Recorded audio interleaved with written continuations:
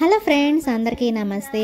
నేను ఈరోజు దారం లేకుండా పువ్వులను ఎలా కట్టాలో చూపించబోతున్నాను. చాలా ఈజీ అండి, కాకపోతే కొంచెం కష్టపడాలంతే. ఒక సూది తీసుకొని మనం ఏ పువ్వులను అయితే మనం కట్టాలనుకుంటున్నామో ఆ పువ్వుకి మధ్యలో ఒక చిన్న గీతలాగా పెట్టాలి. ఆ గీతలో నుంచి ఇంకొక పువ్వు కాడ ఏదైతే ఉందో ఆ కాడని అందులోకి అడ్జస్ట్ చేసుకోవడమే. ఇలాగా మనం దారం లేకుండా కూడా కట్టచ్చు. చాలామంది దారంతో పువ్వులు కట్టడం అనేది రాదు కదా. సో ఇలాగా సింపుల్గా చేసుకుంటే మనకి ఈజీగా అయిపోతుంది.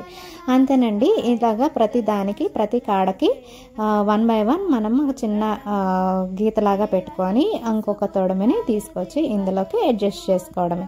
చూడండి ఎంత నీట్గా వచ్చేసిందో. యాజ్ ఇట్ ఈజ్ మనకి పూలమాలలాగా తయారైపోతుంది అనమాట.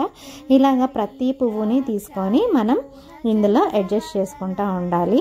కాకపోతే కొంచెం శ్రమ ఉంటుందండి. కొంచెం పేషెన్స్తో చేసుకుంటే చాలా ఈజీగా అయిపోతుంది అనమాట. చూడండి చుట్టూరా ఎలా వచ్చేసిందో. సో ఇలా మాలలాగా మనం కట్టేసుకోవచ్చు.